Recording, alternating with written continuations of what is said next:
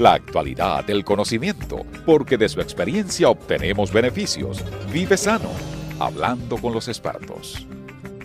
Saludos amigos, estamos en Hablando con los Expertos y hoy yo tengo un set con invitados de lujo, con los cuales me voy a deleitar escuchándolo contar toda la experiencia acumulada con los puestos que han desempeñado en los centros clínicos en los cuales dan servicio.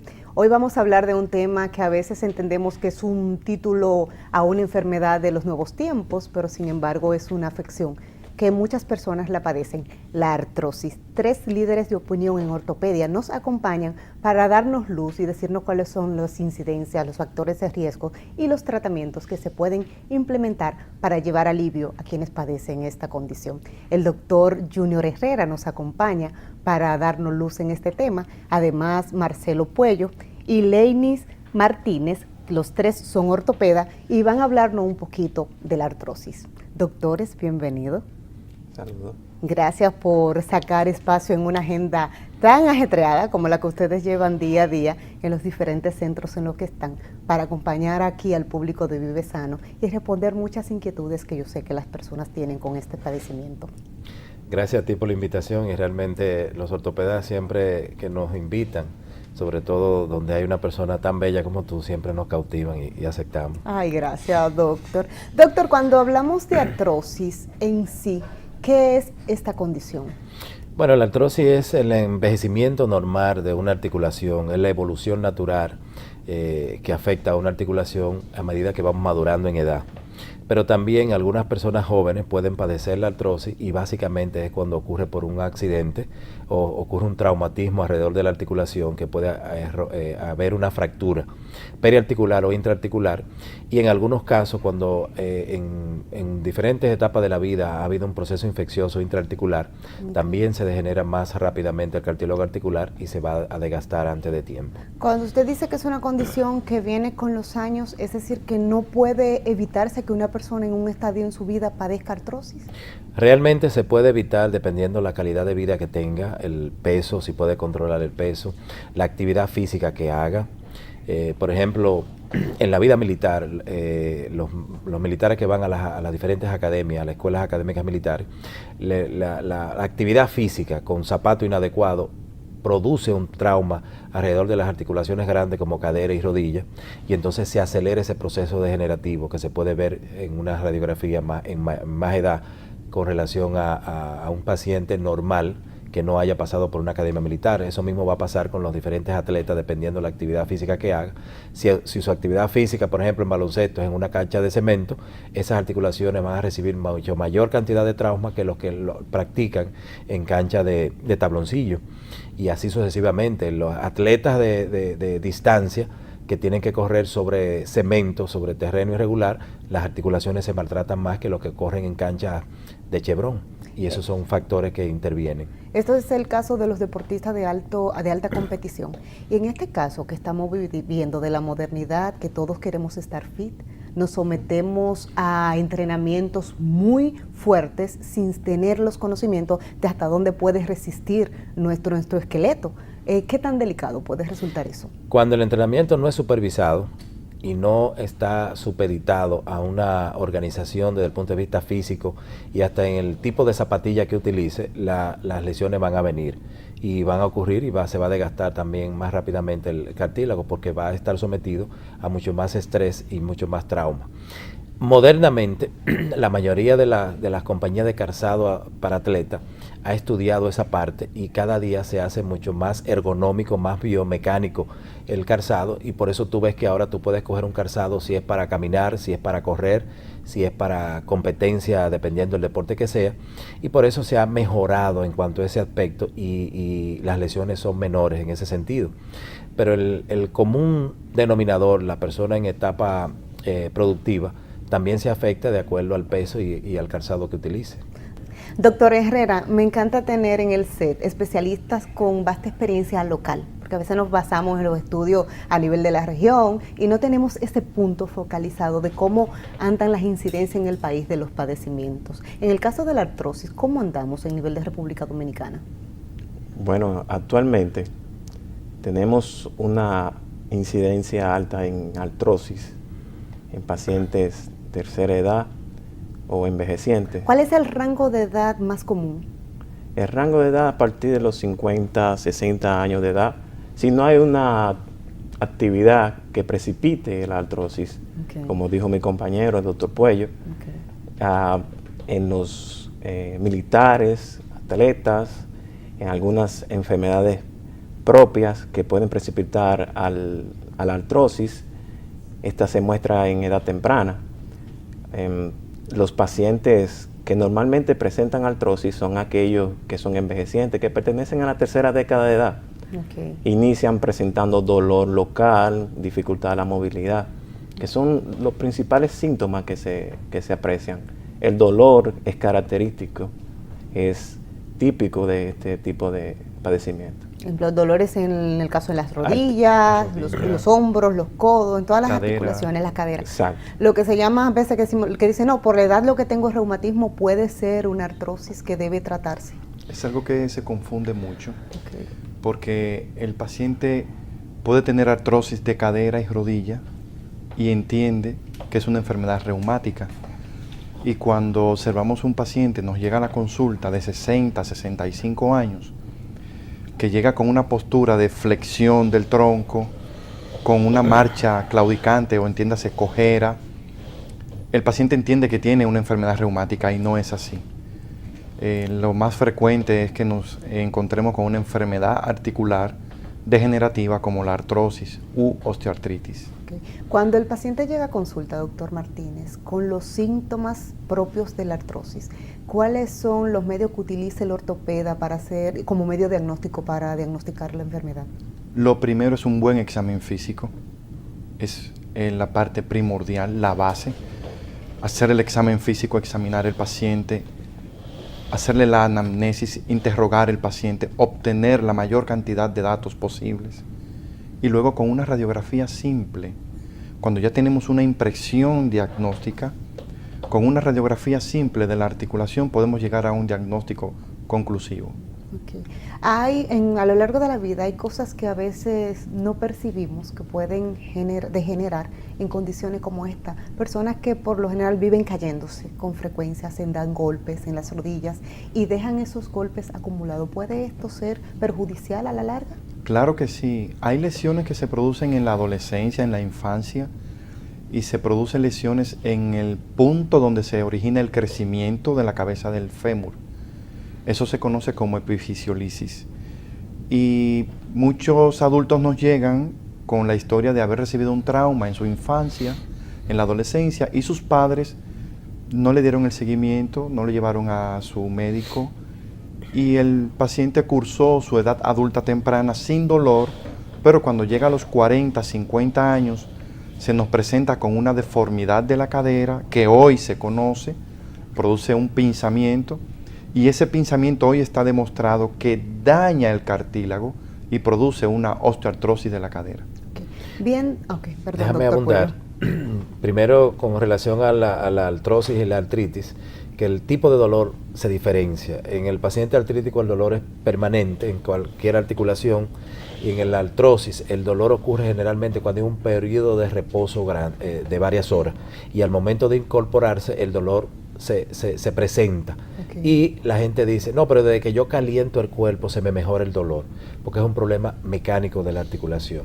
Y con relación a lo que acaba de decir Leini, es el caso de los pacientes que hacen artrosis a menor edad, y es porque durante su adolescencia, durante su etapa de crecimiento, las articulaciones se afectaron y la placa de crecimiento se pudo haber movido, aunque sea milimétricamente, pero por no acudir a donde un especialista, ese es un diagnóstico que se quedó debajo de la mesa, y entonces ya el paciente desarrolla un proceso degenerativo a menor edad, que es los casos que pueden ocurrir en las etapas de crecimiento, y entonces conllevan a que el paciente tenga que ser sometido a un procedimiento quirúrgico con una edad por debajo. Escuchando esto de que puede pasar en niños o adolescentes, como padres, ¿cuáles situaciones debemos tener en cuenta y llevar el niño o el adolescente a consulta ante cualquier trauma? Mira, ese es es una situación en que cada uno de nosotros somos padres y precisamente cuando uno llega a la casa lo primero que te dicen, fulano se cayó, el niño se cayó, entonces tiene que actuar como padre, porque como decimos médico. eso es para crecer, es la muletilla popular. Pero sobre todo en nuestra sociedad, que como somos un país que produce muchos beisbolistas, cada uno quiere que su hijo sea beisbolista profesional, entonces sometemos a los niños a temprana edad a jugar béisbol y muchas veces utilizamos zapatos inadecuados en diferentes edades y eso puede conllevar a que la placa de crecimiento en un momento dado se pueda mover. Si la placa de crecimiento se mueve y no se dan cuenta porque no llevaron al niño al médico, ahí se va a producir el daño que a la larga va a terminar en una artrosis. ¿Una artrosis detectada a tiempo se trata, se cura o qué ocurre? Bueno, realmente son diferentes etapas. Lo importante es diagnosticarla. Dependiendo de la etapa que tú le encuentres, vas a someter el tratamiento. Desde conservador con medicamentos, desde conservador con procedimientos de fisiatría y el último estadio es ya la cirugía. Pero antes de llegar ahí se trata de agotar todos los procedimientos conservadores, inclusive el tratamiento de manera entrando a la articulación con ciertos medicamentos a través de agujas para no tener que llevar al paciente a cirugía. Cuando hay este tipo de diagnóstico, sabemos cuando se decide el tratamiento, sea de medicamentos o una cirugía final, como ustedes dicen, puede resultar costoso para cualquier persona que padece la enfermedad. A nivel local, ¿las aseguradoras están dando cobertura al tratamiento farmacológico o ya al tratamiento quirúrgico o cómo andamos? Parcialmente. El tratamiento conservador, dependiendo si es una aseguradora privada o una aseguradora pública, los tratamientos son cubiertos parcialmente. Hay una prima para un año. Okay. Y regularmente los medicamentos con una dosis primaria, entonces se agotó la cobertura. Okay. Entonces resulta un poquito costoso. Sí. El problema de la artrosis es que cuando la artrosis llega, no se va. La artrosis no se cura. Es para acompañarnos toda la vida. Es para acompañarnos para siempre. Entonces nosotros buscamos los medios para que la artrosis detenga su avance, para que no siga deteriorándose la articulación, pero no para curarlo. Y cuando llega ya una etapa en que el daño es tan severo que no tenemos otra cosa que hacer, entonces pasamos a la cirugía de reemplazo. Pero es una situación costosa porque no se va, no se cura. Es complicado, sí. Por eso, perdón doctor, dígame. Abundando un poco más sobre lo que está hablando mi compañero, se tratan también los procesos o los factores etiológicos que llevan a la artrosis de inicio. Como comentaba, hay pacientes que su problema base es un sobrepeso, una pérdida en los miembros angulados, rodilla en varo, rodilla en valgo. Es decir, que hay que tratar antes para prevenir una artrosis per se. Cuando estos problemas se detectan y son tratados a tiempo, puede prevenirse el proceso, puede detenerse y no llegar a tener un tratamiento, como se diría, radical, como es el caso de los reemplazos articulares. Okay. ¿Puedo abundar algo? Claro, doctor. Ahorita preguntaba sobre las estadísticas. Sí. Resulta que de cada 10 pacientes, 9 son mujeres. Es decir, que la incidencia más alta es en el de cada 10, 9 son mujeres, 1 es hombre. De cada 10 mujeres con artrosis, 8 son obesas. Es decir, que el sobrepeso, los abusos que hacemos con los calzados, exacto, los embarazos. El calzado, la disminución de las hormonas femeninas, entiéndase la progesterona, tiene un efecto que no se sabe fisiológicamente por qué mecanismo, pero sí está asociado a la aparición de la artrosis de la rodilla. Es decir, que el estilo de vida y nuestra propia fisiología no nos favorecen este padecimiento. Exacto. En el caso de mujeres sí es así. Sí, en el caso de las mujeres. En el caso de las mujeres sí. La vida sedentaria juega un papel determinante en este tipo de patologías sí, también. Es como si los hierros estuvieran ahí estáticos y sin movilidad. Dicen que lo que no se mueve se oxida. Así es. Y este es un principio que se aplica también para el cuerpo humano.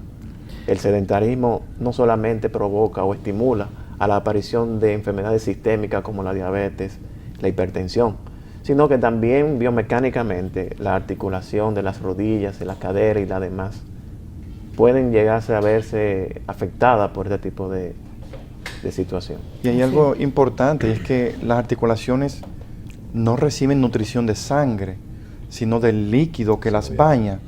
Y mientras menos movimiento hay, menos producción de líquido, entonces se genera un círculo vicioso. Mientras menos muevo mi articulación, menos líquido produce ella, porque menos la necesito. O sea, el líquido se pone como gelatinoso y no tiene al la contrario, movilidad. mientras más gelatinoso, menos fricción. Menos fricción, por eso digo. Entonces se produce menos líquido, hay mayor fricción, mayor inflamación, más dolor. Exacto. Doctor, vamos a pedirle un permisito para ir a un corte comercial. Luego retornaremos conversando más sobre artrosis. Ya regresamos.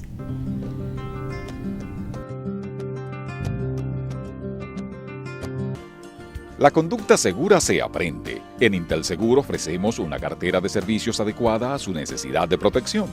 Asesoría en seguridad corporativa, entrenamiento en autoprotección personal, investigación sobre fiabilidad comercial de empresas y particulares, sugerencias para inversiones en material y medios de seguridad. Consúltenos en el teléfono 829-754-1484, www.intelsegur.com y síganos en Twitter, @IntelSegurRD. Invertir en autoprotección es invertir en tranquilidad.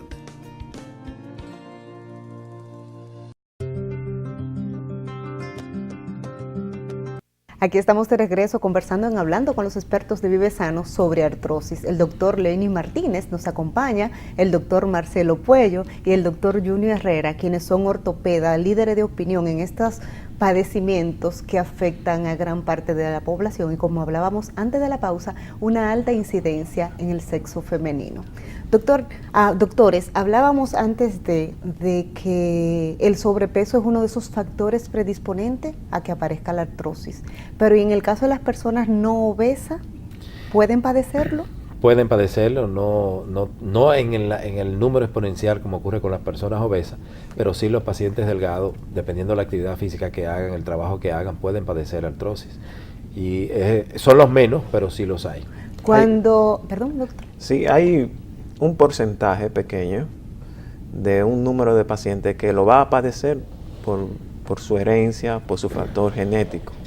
Porque son de familia que vienen padeciendo este tipo de problemas comúnmente. Es decir, que también existe el factor genético. El factor genético, si claro. madre, padre sufrió artrosis, hay una alta incidencia que pueda padecerlo el hijo. Hay predisposición. Predisposición y genética. las enfermedades de depósito como la diabetes, que es la que más predispone a los procesos degenerativos a nivel de la articulación, y aquellos casos que ya se han diagnosticado de artritis reumatoidea, se daña también el cartílago articular. Okay. Cuando hablábamos ahorita de la parte de cuando se hace el diagnóstico, que se puede tratar con fármacos, cuando el fármaco no da respuesta positiva, ¿qué sigue en el proceso? Bueno, como bien dijo Leini, la artrosis se queda contigo. Tú tratas la sintomatología para mantener a la persona con su movimiento articular conservado con la menor carga de dolor posible. La primera línea son los antiinflamatorios no esteroideos para mitigar el dolor. De ahí vamos subiendo dependiendo la molestia y la sintomatología que tenga. Entonces ya empezamos a utilizar medicamentos que van a ayudar a contener la degeneración, como son los medicamentos a base de glucosamina más condroitina. Y un poquito más ya agresivo en aquellos estadios en que queremos mitigar más rápidamente el dolor sin tener que utilizar antiinflamatorios esteroideos directos en la articulación. Entonces usamos lo que es la viscosuplementación, que es como una especie de gelatina que tú le metes en la articulación, le inyectas, le inoculas en la articulación y actúa como coadyuvante del líquido sinovial. Y eso va a mantener un poquito más lubricada la articulación y va a contener el desgaste. Pero ya cuando en esa parte se pierde, entonces ya implica ya procedimientos más agresivos, como son las sustituciones protésicas, que es lo que se llama artroplastía de cadera o rodilla, dependiendo de la articulación que se vaya a cambiar. Y el procedimiento de reemplazo, ¿qué va a esperar el paciente en el quirófano? ¿Qué tan invasivo es este procedimiento para el organismo? Bueno, es un procedimiento grande porque se entra se sustituye todo la parte que está lesionada, ya sea si es rodilla, la parte proximal del fémur, la parte distal de la rodilla, se pierde lo que es la parte de los meniscos. Si es la cadera, se va toda la parte proximal del fémur, y muchas veces hay que sustituirla totalmente, por lo tanto hay que quitar todo el cartílago que queda redundante ahí en el acetábulo para colocar una prótesis, en este caso titanio o acero inoxidable. Y hay diferentes tipos de prótesis, todo va a depender básicamente de la edad del paciente y del peso del paciente para tú escoger el material que vas a utilizar o la prótesis que vas a utilizar en ese paciente. La demanda de estos procedimientos, ¿cómo anda en el mercado? Es algo sumamente interesante. En el 2010, en el hospital Ney Arias Lora, se operaron 60 pacientes. En el 2014, quien les habla operó 209. Y mi compañero, Nemías Matos, operó 190. Significa que... Una cifra alta. Tenemos cifras altas. Existen estudios, el de Kurtz, en donde se afirma que para el 2030 vamos a tener un incremento de la demanda de prótesis de rodilla de un 630%. Wow. Y esas cifras no son ajenas a nuestra realidad. Si observamos los datos en el hospital que preside mi querido Marcelo Puello y donde Junior Herrera es el coordinador de la unidad de reemplazo, vemos cómo del 2010 al 2015 las cifras anuales han ido en aumento. Y se espera que esto siga en aumento en los próximos 15 años. ¿Cuál es? Pero sí, como dice mi compañero doctor Martínez, esto no solamente es exclusivo de nosotros como país. Estos números han ido avanzando en Estados Unidos, por citar un país que lleva más estadística, más organizada que nosotros. Se registran un número significativo de reemplazos articulares, más de rodilla que de cadera. Aproximadamente 700,000 reemplazos de rodilla entre cadera y rodilla se hacen en Estados Unidos al año. Mucho. Claro, es Una bastante. locura. Y se dice que para el 2030 esto puede aumentar hasta un 30%. Es decir, que son números que actualmente se reflejan en nosotros con la realización de reemplazos articulares. Cuando el paciente, la persona se somete a ya al proceso quirúrgico, ¿cuál es el pronóstico en su condición ya física de regresar a la normalidad? Bueno, el llevar al paciente a cirugía, en el caso de nosotros, es para ponerlo a caminar al otro día. Okay. Si es una prótesis de rodilla, nosotros lo ponemos a caminar inmediatamente al otro día. Iniciamos el proceso de rehabilitación directamente con el paciente ya apenas con 8 horas de operado. Y en el caso de las prótesis de cadera, todo va a depender del peso del paciente y la magnitud del procedimiento que hayamos hecho en ese paciente. Pero por lo general, a las 24 horas ya lo tenemos caminando. Lo importante es devolver al paciente a caminar lo más pronto posible para poder limitar, o sea, disminuir en tiempo el proceso de rehabilitación lo más pronto posible. Es decir, que una persona que recupera su vida cotidiana. Eso es lo que pretendemos, con la menor cantidad de dolor posible. Detrás de nosotros, en esa parte, viene lo que es la parte de medicina de rehabilitación, medicina física, y es importantísimo, no tan solo escoger el implante, sino también a qué fisiatra le voy a mandar a mi paciente para que me lo rehabilite. Es parte de un equipo, o sea, el ortopeda no está solo. Ahí está el anestesiólogo, está la parte de medicina clínica que tiene que prepararte el paciente y luego a quién se lo vas a entregar. O sea, por eso es tan importante el trabajo en equipo. Y muchas veces, en el caso nuestro, siempre trabajamos en equipo también. Nunca uno debe entrar a hacer un procedimiento de esta magnitud. No importa lo experto que tú te consideres, siempre debe estar apoyado en otro ortopeda y que por supuesto que también tenga experiencia en reemplazos articulares. En este manejo holístico de la artrosis, ¿cuál es el periodo en que ya puede decir el paciente está en condiciones que puede regresar a la vida cotidiana? Bueno, en realidad lo que se busca es que el paciente pueda integrarse lo más rápido posible a la vida laboral. Por ejemplo, después del posquirúrgico con el trabajo, ya con el proceso de fisiatría, ¿cuántos son los días? Más o menos unas 3 semanas. Okay. pero va a depender mucho del fenotipo del paciente. Te puedo hacer siempre lo traigo a colación porque es una paciente que me llega al Hospital Marcelino Vélez Santana. La paciente siempre iba sola a la consulta. Uno trata siempre de tener un acompañante para explicarle la importancia del procedimiento y lo que va a hacer. Bueno, ella llevó un acompañante y se le explicó todos los detalles. La paciente delgada, diabética, se operó y la paramos al otro día a caminar, se egresó al tercer día y siempre nosotros tratamos de que el paciente verlo a más tardar a los 5 días de haber salido de alta de la clínica o del hospital. Y por supuesto esa primera consulta uno siempre trata de verla a uno. La paciente llegó sola y yo le reclamo que por qué viene sola si ya está recién operada. Inclusive viene con el andador, pero no caminando con el andador, sino que ella viene sosteniendo el andador. Entonces yo le pregunto que por qué viene sola. Me dice, no, yo vine sola, pero no, yo estoy bien, doctor, dígame. Entonces le explico todo y se va. Pero cuando ella se va, cosa del destino, yo me paro para hacer algo antes de ver el otro paciente. Y veo que la paciente sale sola y yo me voy detrás de ella hasta que ella sale a la Isabel Aguiar y se monta en un carro público. Normal. Y yo me digo, no, pero no puede ser. Entonces, una de las cosas que uno siempre le enseña al paciente es cómo debe sentarse, cómo debe pararse para evitar una luxación, porque es un procedimiento, sobre todo cadera, que hay que esperar por lo menos 45 días para que haya una verdadera cicatrización, para tú decirle, bueno, ya usted puede hacer X cosas. Pero ella se montó en su carro público y se fue. Yo me quedé con la boca abierta, pero no puede ser. Ahí es que vale también que la actitud es parte del proceso. La actitud es parte del proceso, importantísimo. Claro. Porque hay pacientes que al otro día pues, sencillamente se paran y ¿dónde está el paciente? No, él está en el baño. Doctor, yo no aguanto esto, yo me paré a bañarme.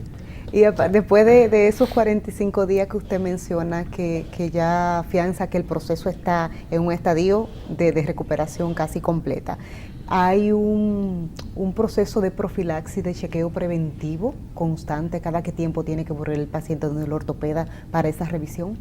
Bueno, hay protocolos internacionales, hay protocolos nacionales y cada cirujano, cada equipo tiene su propio protocolo. Okay. En el caso mío, muy personal, yo en los primeros 6 meses veo al paciente todos los meses.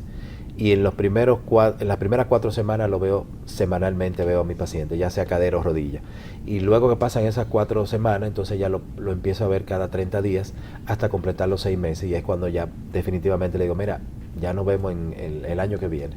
Los he escuchado a ustedes dar testimonio de casos en los centros de servicios estatales, servicios públicos, y es bueno resaltarlo porque nos quejamos mucho de lo que falta en nuestros hospitales, y escuchar de esta estadística alta de personas que reciben tratamiento quirúrgico de procedimientos como estos es una respuesta que nos favorece y favorece a gran parte de la población, porque es la diferencia de una persona que tiene que quedarse condenada a estar inmóvil el resto de su vida, a una persona que sí puede volver a ser productiva, que puede ser la cabeza de familia del hogar que representa, y eso es una muy buena noticia. Mira, realmente hay que darle gracias, por ejemplo, a la Seguridad Social y sobre todo al Servicio Nacional de Salud, a SENASA, porque con el advenimiento de SENASA, las demás ARS tuvieron que arrastrar y cubrir parte del procedimiento, sobre todo la parte más importante, que es la parte de la cobertura del implante. En los hospitales nacionales, te voy a hablar del Gran Santo Domingo, por ejemplo, tenemos el Hospital Darío Contreras. El doctor Adelino Rodríguez hace alrededor de 200 procedimientos de prótesis, cadera y rodilla todos los años. En el Hospital Marcelino Vélez Santana, que no es un hospital general, igual que el Hospital Calventi, que no es un hospital especializado en ortopedia y traumatología, el doctor Junior Herrera y yo manejamos alrededor, en los últimos 4 años, estábamos operando sobre las 150 prótesis de cadera y rodilla. De hecho, tenemos varios trabajos publicados a nivel internacional y local. Y en el caso del hospital, la Plaza de la Salud, el servicio que maneja el doctor Rómulo Gómez y el doctor Luis Alcántara, están sobre las 300 artroplastías al año. Y en el NEIARIA, el trabajo maravilloso del doctor Matos y el doctor Lenny Martínez realmente habla de lo bien que estamos en cuanto al Gran Santo Domingo, en cuanto a la cobertura en los hospitales del Estado Dominicano. A nivel privado, cada uno de nosotros también hace su medicina privada. Por ejemplo, yo trabajo en Independencia Norte y en el Centro Médico UCI y en la Clínica Abreu, nosotros hacemos procedimientos toda la semana. O sea, pero la gran mayoría de los procedimientos a nivel hospitalario se están haciendo no siendo el Hospital Marcelino Vélez Santana y el Carvente hospitales especializados en este tipo de cosas. Pero dan respuesta a la necesidad. Lo que pasa es que en el caso de nosotros tres hay un problema ya que es patológico. Nosotros somos enfermos con los procedimientos de artroplastía. O sea, si nosotros nos ponen 7 pacientes en un día, nosotros lo vamos a operar, porque nosotros lo disfrutamos, nosotros lo vivimos. Y realmente cuando ese paciente viene al otro día, cuando tú lo vas a ver y ya está de pie, esa emoción satisfacción. No hay dinero. No hay dinero que lo pague. Es una no hay gran dinero. satisfacción, porque cuando una aseguradora dilata la aprobación de un procedimiento, dilata esa misma recuperación del paciente. Es algo que molesta, sí, porque las necesidades y requerimientos de un hombre de 45 años, falsémico, con una necrosis de la cabeza, con un daño en la articulación, no son los mismos de un masculino de 75 años. Jamás.